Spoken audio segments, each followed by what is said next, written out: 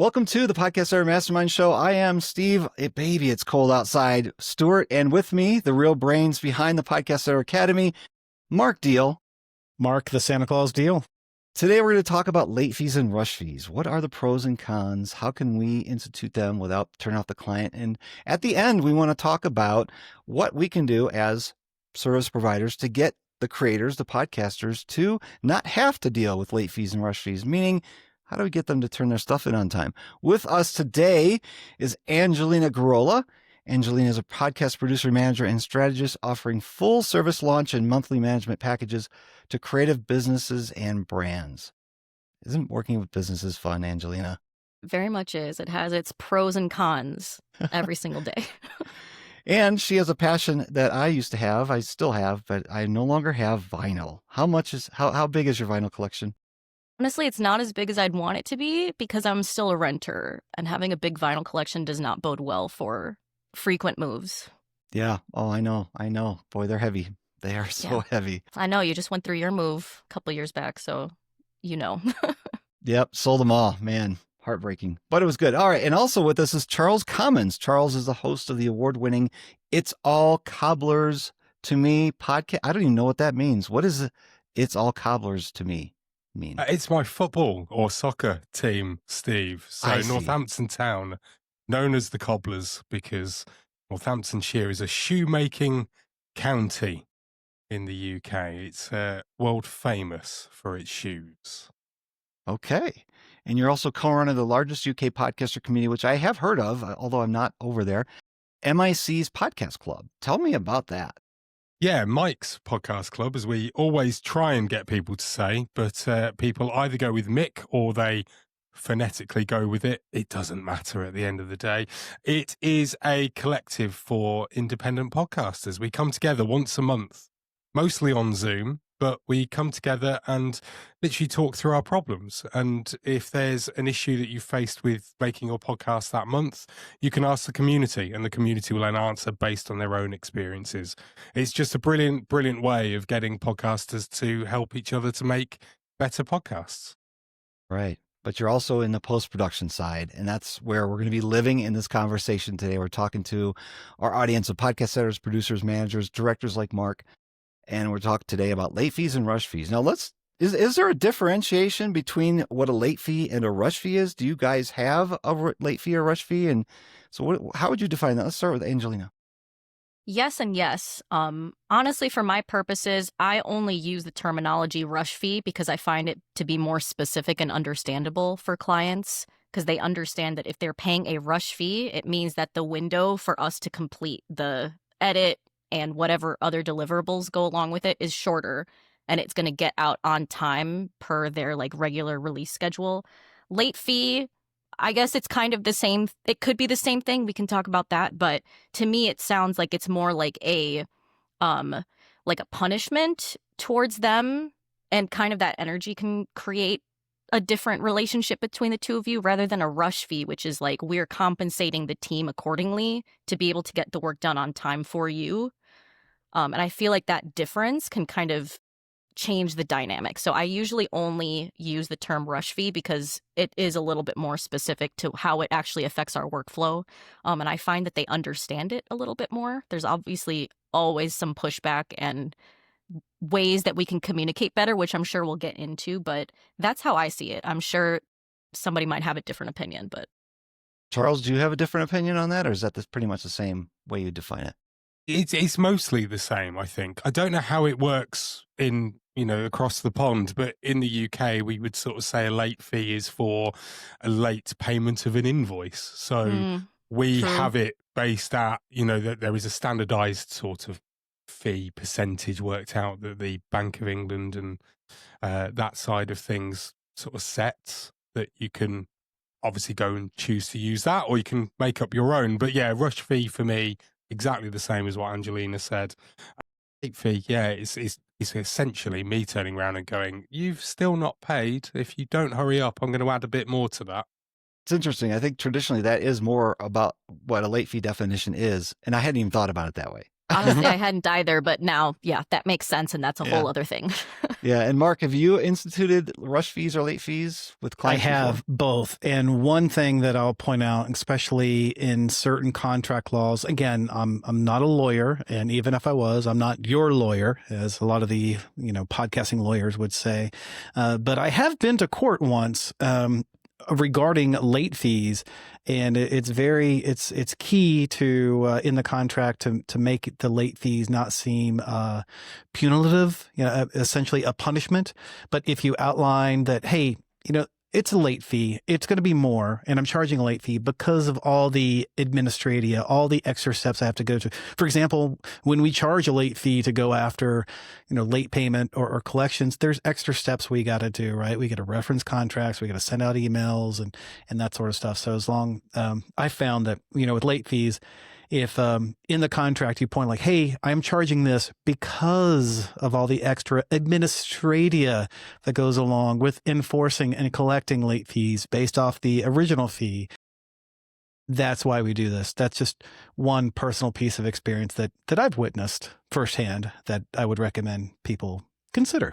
That's a really good way of putting it. I feel like the more that we can frame our language to be less like punitive and more like framing it as this is a natural consequence to the action that's happened. If you have Right. not submitted by this time, if you haven't paid by this time, this is what happens. It's not necessarily, it is in my control, the specifics of that as the business owner, but I am also beholden to the structure and workflow of my business. And so there is a natural consequence when this thing doesn't happen on time. And I think when you frame it to clients that way, they don't feel as resentful over it. They still can, but I think it's a more mature way of communicating that difference to them. That's very well said. And I did pose this question or this topic to the Podcast Starters Club Facebook group to see if people had questions of their own they'd want us to address. And that's kind of where we're leading into is the one that Chad Pearsman asked. How do you actually enforce an additional fee or a rush fee or late fee without turning off the client? And I have a process in the contract that does this. I give them two options. So it doesn't sound like this is the way, even though I think you're better off saying in the contract, this is what happens. This is the consequence of what happens. But I give them an option. The first option is this is the rush fee. And it's, this flat rate if we don't get this 3 business days before the episode's supposed to go out. And that's just audio, not video. But the second option is, okay, you have a choice then. I'm giving them a choice to say, hey, if you're going to be late, you can either pay this fee or you can send my way flowers with an apology letter saying, hey, sorry for making Steve work on the weekend. That really softens the blow of the whole topic, makes people giggle like you guys just did. I found it really works well because it not only makes it sound like there's one way or the highway, but it also kind of puts a piece of humor on that. Charles, do you do anything in a contract or anything to say, here's what happens? Yeah, it's in. I think it's in every proposal that I send. So even before we get to the contract state, I've just written one today actually, and it just has at the bottom that little reference to that we're going to try and keep to these timetables. But I appreciate things can go wrong and happen. However, if there does come to a point where you need to give me something, and then you're only going to give me say 24 hours notice to get that back to you, then there will be an additional fee added on top in order for me to push away something else. And therefore, it's about turning around and being able to say then, hand on heart to the other client, I'm really sorry. And that client might not like you, the second one, and you might be really, really struggling at that point and turn around and just sort of go, oh yeah, I've maybe lost a bit of respect with a different client because of what's happened here. And you don't want that. So I generally bring it up as early as possible. And then they always tend to turn around and just go, it's not going to happen. It's fine. Yeah, you bring up a good point, Charles, and one that I've had to tell clients as well is, the rush fee isn't so much to punish them, and again, the same thing with regard to punishment as late fees, but really it's to respect all clients. If you've already committed to work, and let's say you do have more than one client, hopefully we all do, to respect all clients the same, I think is is the right thing to do. And if one client doesn't really pick up on that, then yeah, maybe they're not the right clients to work with. But that's one way of, I agree with you. When I kind of phrase a late fee, it's like, hey, look, or not a late fee, excuse me, a rush fee. And it's like, I want to get this to you in the amount of time. And to Angela's point, my process is set up one way, but you're making me kind of throw some obstacles in there. So now I have to do some things for you, and I may not be able to, or I have to do more things in order to accomplish everything for everybody on time. And because of that, there is this rush fee. So anyway, maybe that's a long-winded way in saying I agree. A rush fee is to respect of all clients, not at the expense of just one or a few, to honor just one or a few. Very much so. And I think there's also another point in there, like how important it is to bring it up as early as possible, but also as often as possible. I've found that earlier in business, when I did get more pushback from clients, it was because I was not being as forthcoming and as consistent about letting them know what the consequence is. And so now I don't have it in the proposal. I think I can put it in the proposal, but I have it in the contract, in the welcome packet, in our kickoff call. I have it in their client dashboard, and I have it in their Slack workspace. And so there's 5 different touch points where they see the same information over and over. And so when something does happen and it does come up, they're not as blindsided by what the consequence is. And I think, one mistake that I made when I was earlier in business that maybe somebody who's listening might be making right now is that I have it in my contract. I stated it once in the onboarding, and it didn't become relevant until 6 months later. And then you have to have the hard conversation, and you just kind of set yourself up to having more hard conversations, even though the policy was stated in there. If you don't restate it as often as you can, you have to make it so stupid easy for them to know what the next step will be if they do one thing or the other, so that nobody's blindsided, and you just have fewer of those uncomfortable conversations. They might still happen anyway, but that is something to kind of safeguard against it, where you can say hey, you had all the information. I'm not at fault here as the service provider. And so you always have to kind of take it all with a grain of salt. Where are there times when I, as a service provider, can step up and make my systems better, which I'm sure we'll talk about soon. And when is it a case where the client is just being incredibly difficult? And there's definitely both cases where that's true. Yeah, you bring up a good point about managing those uncomfortable conversations, and I'm sure we'll visit that shortly. But you did mention one thing that I didn't think about until you just mentioned it, is late fees and rush fees mentioned in the proposal. Now, I do not mention late fees or rush fees in the proposal at all. I mean, obviously it's there in the contract, but not in the proposal. Does anybody else do? And I've got a reason for that. But before I get into that, does anybody else mention those in the actual proposal, not the contract, but the pre-contract proposal? No, but I just might. I don't. I make the proposal as easy as possible. I literally have it in there as a very small line so that literally they understand absolutely everything about what it's going to be to work with me. So I do a little fancy presentation for the proposal, and there's only really one page within that PDF that is going to be massively important to that prospective client. The quote, the how much is that going to cost you? And literally on the bottom of that, because that page is usually the one that's the most blank, because it literally just has, this is how much it is. And I might break it down depending on what it is that we're doing. But 9 times out of 10, it might just be, this is a per episode fee, or it might be a per season fee, or however we're working. And so literally having just I think it's 2 sentences at the bottom, not in small print. It is in the same size font as everything else. It's I use proposals as a way of, after we've had a discussion, whether that's over email or on a call, to then reaffirm what it is that I'm offering, and also to invite them to ask any additional questions based on what we've talked about afterwards. So that's why I put it in there. So quite often it ends up being a conversation starter where I am able to then say that this isn't personal.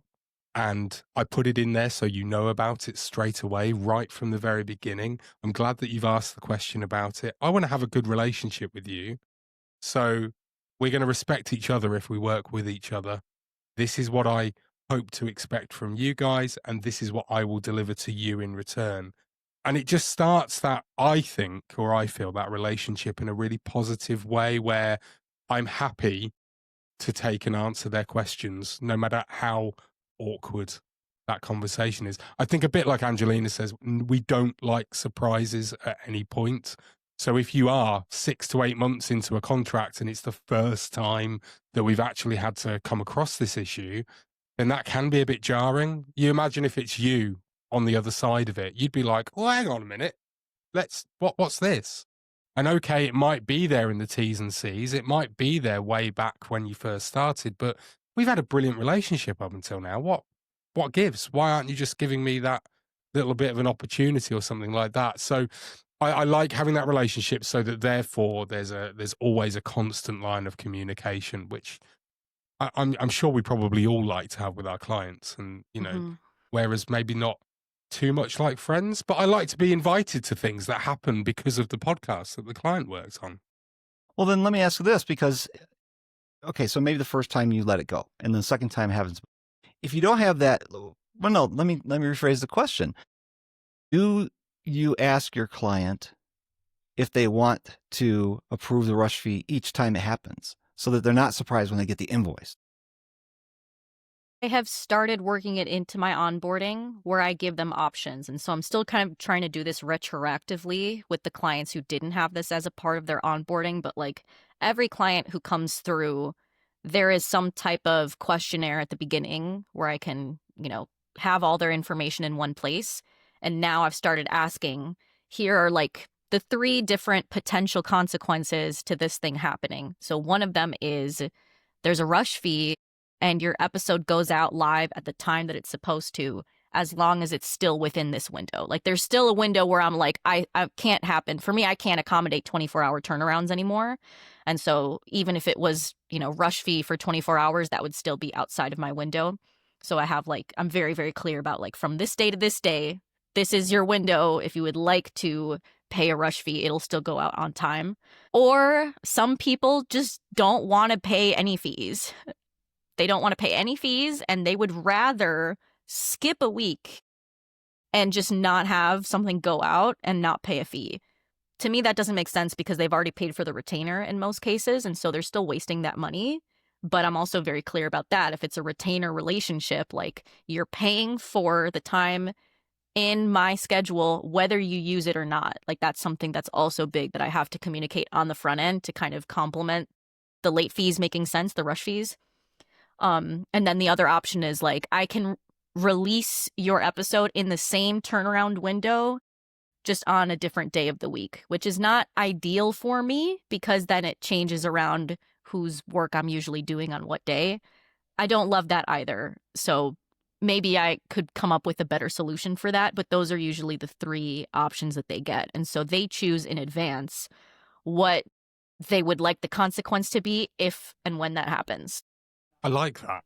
That's quite, to start it off with a question of, here's your choices, which one do you want? And then it's up to the clients, and it empowers them to believe that, well, this is on us rather than on you, and therefore takes the pain away from us. As an editor, I like that. Yeah. I don't know how well it would work for me personally. I think because most of my purely editing clients will just send it through to me as and when that they've recorded, and then say, most of them don't even ask, don't even give me a deadline in that initial email. I sometimes will email back and say, when do you need this by? Just in case. Oh. So if, for example, because we're coming towards the end of the month as we're recording now, I'm usually at my busiest at this sort of time because everybody wants either an episode to go out at the end of the month or the start of the new one.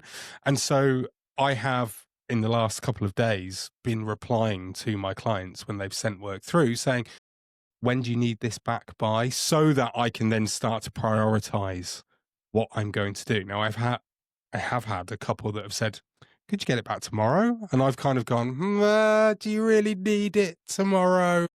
Come on now, let's be a little bit more sensible than this. And 9 times out of 10, they're acting like my toddler does and just trying to push the boundaries and see how much they can get away with. Yeah.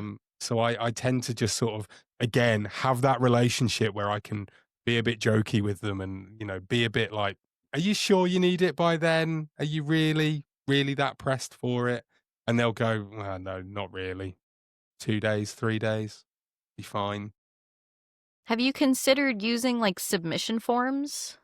That way they can either choose the date or you can write in something about what the turnaround time frame is. That way you're not just like replying over and over. It might help you standardize what your processes are, because they might be pushing against you because maybe you haven't made that part super clear. A good idea. I hadn't thought about doing that. The one thing that I would potentially think that I might lose from that would be the connection, like that relationship. Like, all of my emails always start off with, and Steve's did for this recording, how are you? And, a little bit of a chat sort of beforehand. I like that aspect of it. For sure. I think for me personally, while I completely see where a submission form works, I like at the moment where I'm at, where I'm not massively over. Yeah. I'm quite happy with the email side. But yeah, I mean, in fairness, most of the time my clients do say, hey, could you get this back to us next week? Is that okay? In the initial email, it's just sometimes they will just send through the work and they'll just go, can you do this? And I'm like, yeah, next year. That's all right with you? Yeah, I do have submission forms now for some types of clients, and then the retainers, they have a different process. It's kind of crazy, but I find that I can still like maintain like a good, warm and personal relationship with them by like just shooting them a message like, hey, got it. It's in my queue, excited to listen. And then I might send them a little like voice note when I'm done, just like telling them what I thought of the episode. And it still keeps things very like personable without also damaging my workflow. Because I have like automations that are set up with the submission form that will give me a due date on my calendar. And that's really important for me, or else I will lose I'll lose all the communication. Yeah. The voicemail or even a short video is a really nice touch. It's great customer service. They know that not only do they literally see you, but they feel like they've been seen too. And I believe that transparency is also a really big part about client experience and customer service in general, like what we were talking about earlier, putting the late fee terms like in the proposal. I feel like some people could be scared that might, scare off potential clients. But in my head, my ideal clients respect transparency and they like knowing the information up front. So that's a plus for me. I think I might add that to my proposal.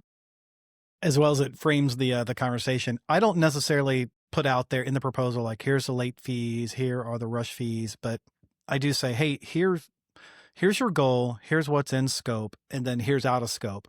And out of scope will be things that, one, that I'd want to upsell, but that they said that they do not want.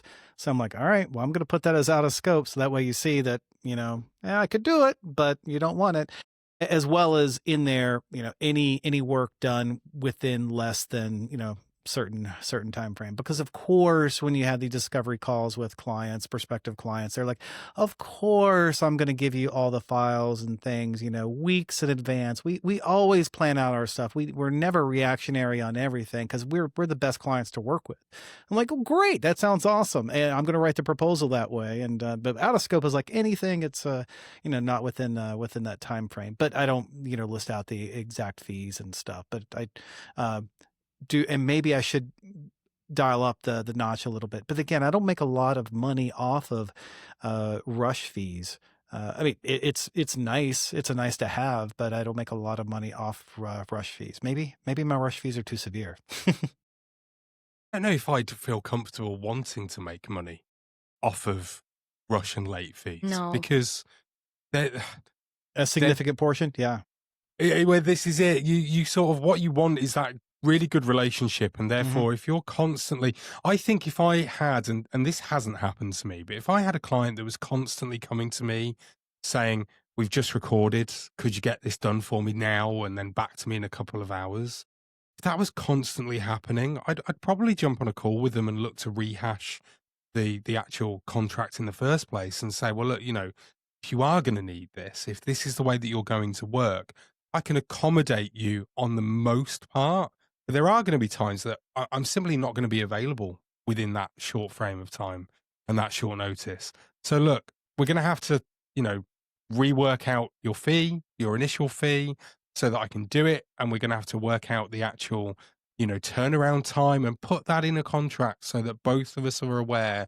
Again, it's just resetting the boundaries and saying that. So it avoids you then ending up having, that rush fee. Like Steve said before, do you let them go on the first time? And then how many times you let them get away with it before you do? I think I would personally always, on the first time, I'd make them aware. I would normally charge you a rush fee or a late fee, depending on what we're talking about with it. I'm not going to on this occasion. Consider this your little warning, your little telling off. Don't do it again. Otherwise, Show them that you're a team. You're a team player. Yeah. You're part of the group there. Definitely. Yeah. I wouldn't penalize somebody whether we're 2 weeks into a contract or 2 years in a contract. The first time they hit across like a TNC thing. And if it's something that I can't accommodate, if I can't, I can't. Right. And I'm not going to be petty about it. But it's like, hey, like I'm going on vacation, I've already got, dinner plans with the family that have been arranged and if I can, I can. But a lot of times you can, but you make it that teachable moment. But as you said, Charles, and again, at least in the U.S. with contract law, when you do give them that kind of variance off the TNCs, if you don't go out and say like, hey, this is a variance on what we mutually agreed on in our terms and conditions in this contract, but this one time we're gonna do it. But again, going forward, keep in mind section whatever.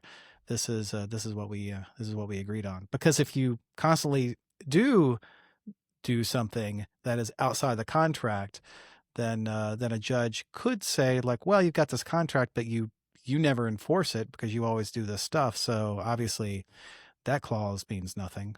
So when you do try to enforce it, you may hit pushback. That's something that's really complicated for me because definitely my first couple of years in business when I was just like, I just call myself a freelancer probably.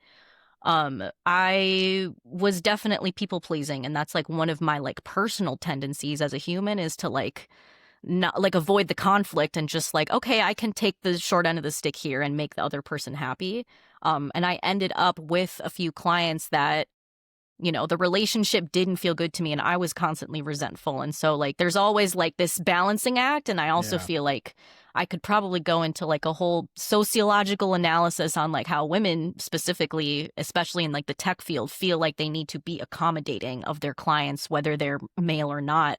And so I'm trying to work through that within me because there are some clients who I have who are very, very communicative and, appreciative and great to work with. And so I want to be respectful when life does happen. But at the same time, like, it's kind of like we said earlier, like there is a consequence to something that happens. And if we're putting ourselves in the position to, just take one for the that can breed resentment at the end of the day. And it also erodes like your professionalism and your expectations as a service provider. And like, you can't continue to give good customer service and client experience if you're constantly going back on what you said. Like that also, creates some mistrust, I'd say. Like you want your clients to be able to trust that when something happens, the appropriate thing happens after that. Like there has to be some consistency in your actions with them. And so, it's always harder to change your behavior retroactively than it is to start fresh with a new client relationship. Yeah. That leads me to something I wanted to share, which is for the first 5 years of doing this full time, I did not have a rush fee, late fee, any kind of clause or even charge people for it. And the reason was, and I did find this to be true, when I opened that door, when I allowed people to pay a little extra and then be able to send me stuff late, I had people start sending me stuff late. it opened that door to the possibility. So that's something that we got to think about, because we've been approaching this topic as if we're all doing this, but there are people like I was who didn't do that. Is there a way that you can kind of subvert that temptation? Oh, Steve can do it in 24 hours. He gives me the option of a rush fee. Have you guys experienced that yourselves? Charles is laughing. I have, yeah. I remember I did the retroactive thing with an existing client, and it wasn't even because they'd done anything. They hadn't started sending me stuff and asking for it to be done at really short notice. It was nothing like that. It was literally just a case of I had onboarded a new client, and I had made sure that all of my terms and conditions had been checked for the very first time by a legal professional. And Wow. they had said, oh, it cost a lot. They had said, make sure you put something in about, this, what we're talking about. And so I did. They checked those, so the wording was absolutely fine. So I was just updating a few of my current clients with it. And that client literally replied to my updated contract saying, this is great. So you can now start doing this within like 24 hours. And I was like, that's not what it says. But I, being, an overthinker as I am, I immediately started going, oh no, oh shoot, what have I done? Oh, this is dreadful. It turned out the client was almost taking the mick and having a bit of a laugh with me, as was our relationship, thankfully. But it opened me up to sort of just go, oh, hang on a minute. And I went back to the person that had checked over my T's and C's and everything and said to them, this is what happened with one person. Can you help me reword this to make sure that nobody believes that this is what's going to happen?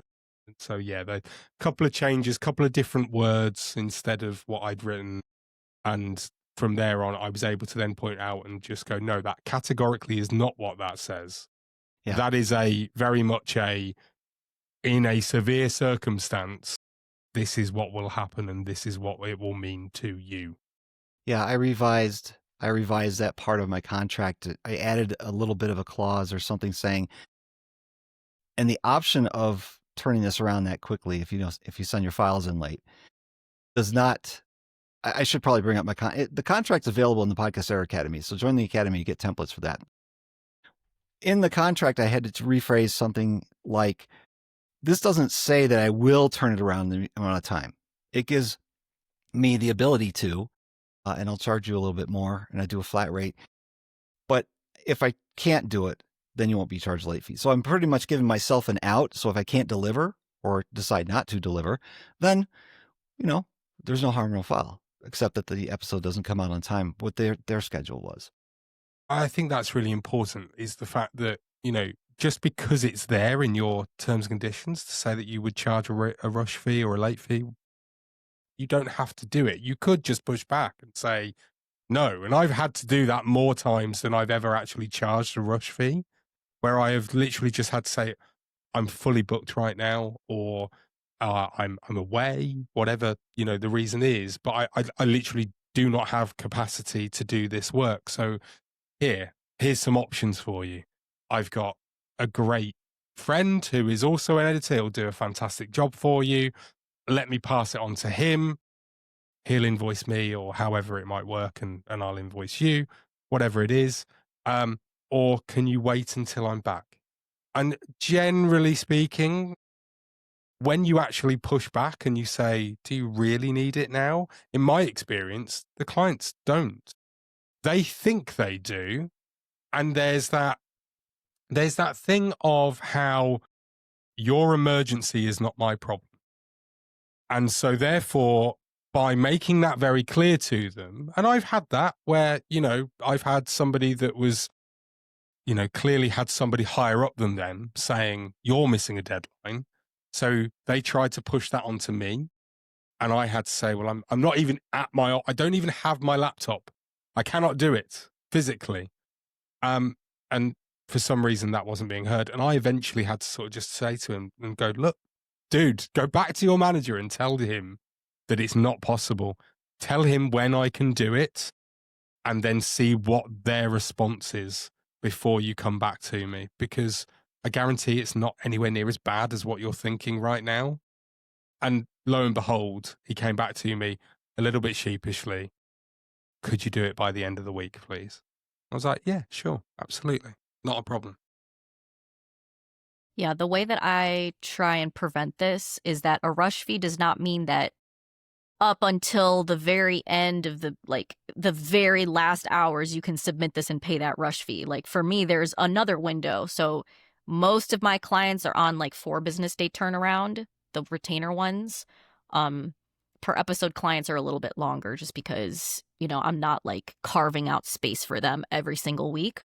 And so for a retainer client, if they were to submit 3 or 2 days before deadline, I would still accept that with a rush fee. But if it's less than 2 days, I won't accept it. So for me, I have to be clear about what that window is. Like, it's not just, unlimited. You can submit your rushed episode 3 hours before you need it back, and that's going to be fine, because it's not. There's just simply the capacity doesn't exist.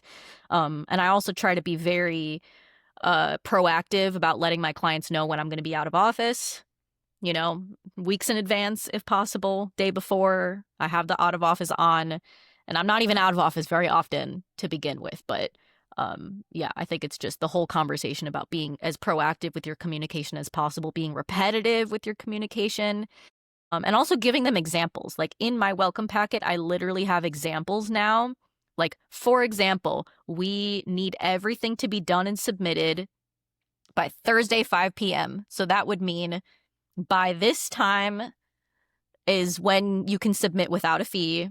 By this time is when you could submit with a fee. And then I also have that question in my questionnaire now with onboarding to like ask them what their preference is. If they would like the episode released late, if they want to skip a week, etc. So yeah, I don't. But I've also never had a client who's been like, okay, now I can just pay late fees. Like my clients are very fee averse. Yeah. So I've never had that situation. That would be funny to me.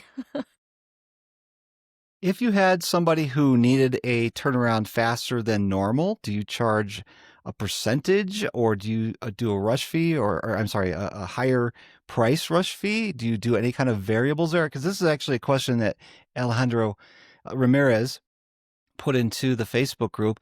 He's in favor of a rush fee being a fixed percentage, but what is a fair percentage? So he's basing the idea on a percentage, but is that time-based? Is that based on the total amount of what you would normally charge? Do you guys do anything like that, or is it flat rate only for you guys? I increase the price, obviously, but I go with it. So I think the best way for me to explain this is as an example with a real life client that I did have this happen. I normally was charging them £150 for their edit.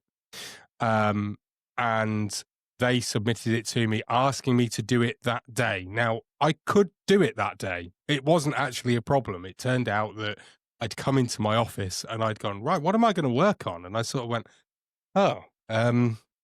twiddle my thumbs a bit, read a book. I don't know. What shall I do? And then all of a sudden this email came in, and then part of me actually went, oh, goody, work. But because I didn't want it to, end up being a thing that they continually started to do, I pushed back straight away and I said, hey, yes, I can do this. No problem at all. You want it done this quick? It's going to cost you $250. And I did that with the sole intention of pushing back and saying, you don't really need it doing this quick, do you? And this guy went, actually, yes, I do. Yes, no problem. I will pay that. Not a problem. He clarified. He actually went, that's just on this occasion, right? That's not what the price is going to be from now on. And I was like, it will be that price if you keep doing this, yes, but not, yeah, if you get it in normally. And he went, yeah, I promise. And I went, yeah, no problem. And so he paid it. So yeah, I added an extra 100 on top and got it back to him within 3 hours, nice and easily, really. I mean, the one thing that, and I've done this before where I have pushed back and they have said, oh, no, I'm not paying that extra. And I say, well, no problem. Well, I can get it back to you within 2 or 3 days. Not a problem. And they go, well, all right, then. Yeah, no problem at all. That's fine. And I get it back to them even like I have this thing where my gratification comes from that email. When you've sent the edit back, the email comes back and it goes, thanks so much. You did that so quick. Thank you. That was brilliant. That's I live for that. So sometimes I have to stop myself from doing it too early when I've had, when I've given pushback and said I was going to charge you extra. They say, no, just do it in a couple of, I might still get the work done and then just sort of schedule it in my to-do list, send that to the client in 2 days. It's hard. Schedule send is a good feature. Yeah, it is. It is a great feature when it works. I wanted to pose this question to you all. I don't know how much impact we actually have, but I'll start with Mark. Do you have any suggestions on what we can do to prevent our clients from sending in files late and asking for rush jobs? Well, I think a lot of the elements that we've talked about already on this episode, one is in your contract, state what is a timely delivery of files and what would be considered a rush job and what is the impact of that rush job. In this case, it would be a fee. I think a number of people mentioned maybe you charge different for folks that are retainer versus people that are transaction based. Also, is it something that you always charge? For example, maybe you don't have the capacity to implement a rush job. Maybe you are traveling, going on vacation, or perhaps going to a conference, as many of us often are. And you've communicated out to your clients like, hey, I will be unavailable. Steve, I know you do this. I will be unavailable during this time. That way they see that they cannot, do the rush job for that. So yeah, as well as maybe, Charles, you really kind of inspired this question that I'm now going to start asking. When we get more than a couple of rush jobs in a row, maybe we reach out and ask the client, hey, is everything okay? Are things running well in your business? Because it's turned out that was a symptom I found of something that was drastically negative happening within their business cycle. But I did not know that.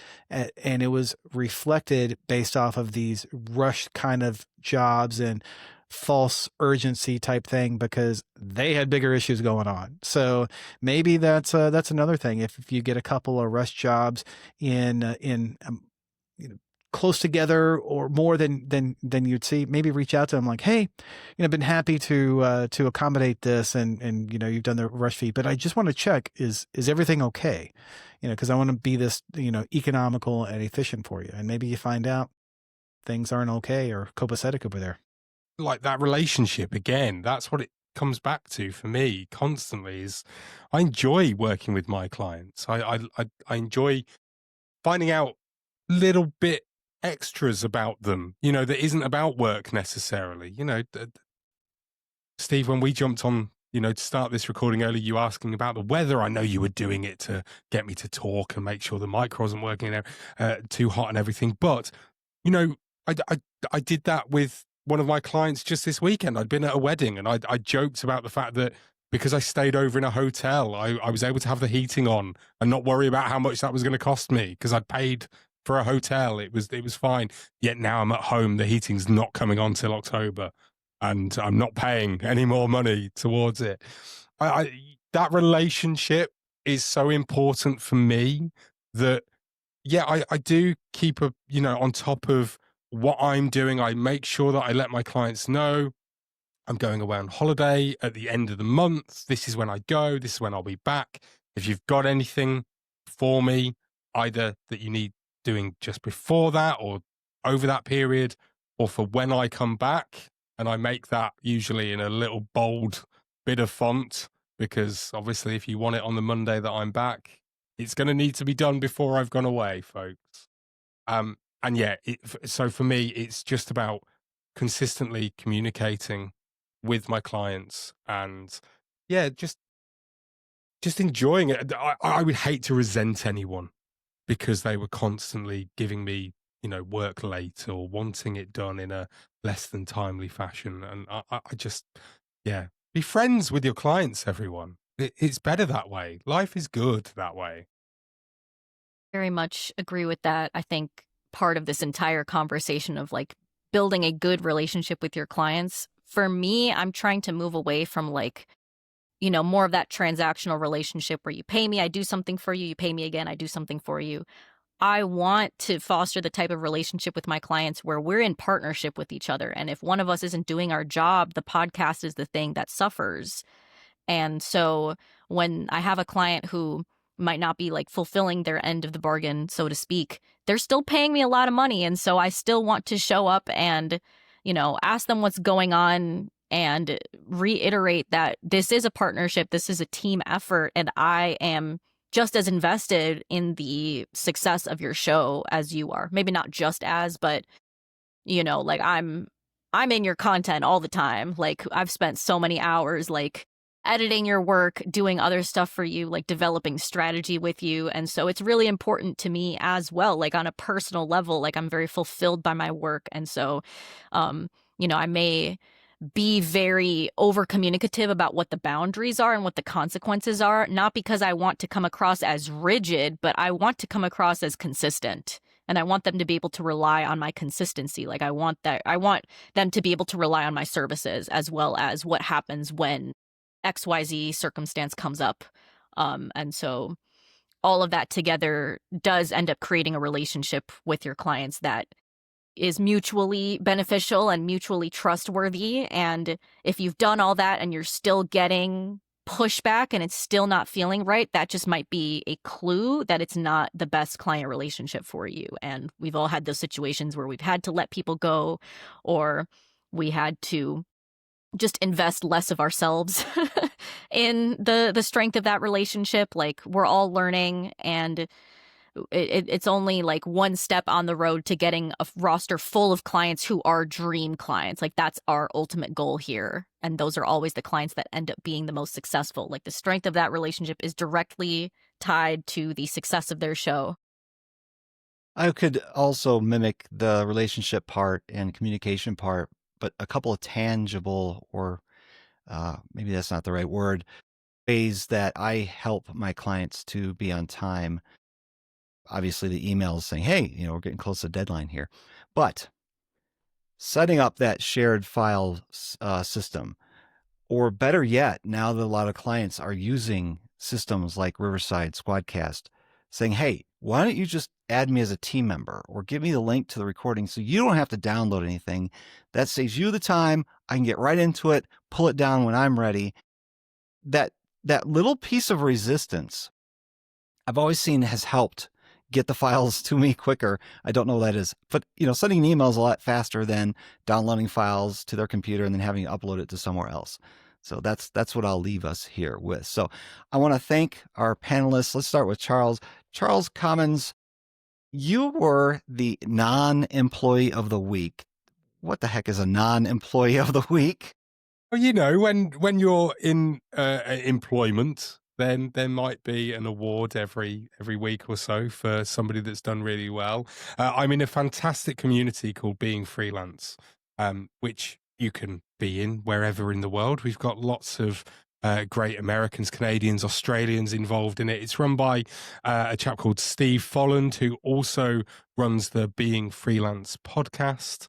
And yeah, he has done the Non-Employee of the Week awards every week, more or less, for 5, 6, 7 years, something like that now. And I think I want to say week 38, I think I was awarded that. And yeah, it's just a lovely extra that Steve does in the community. And you get a wonderful mug, a ceramic trophy. I think it is on the shelf behind me. Love that. That's funny. Here it is for the video viewers. Non-employee of the week in stars. You get some coasters with the podcast logo on, pencil, all sorts of things. And then also, as is in my email signature, which is where you saw it, Steve, you are on a website as well, on a Hall of Fame, if you will. So yeah, check out Being Freelance. It's a great podcast for anyone that's freelance. But yeah, the community is also there if you would like to join another one.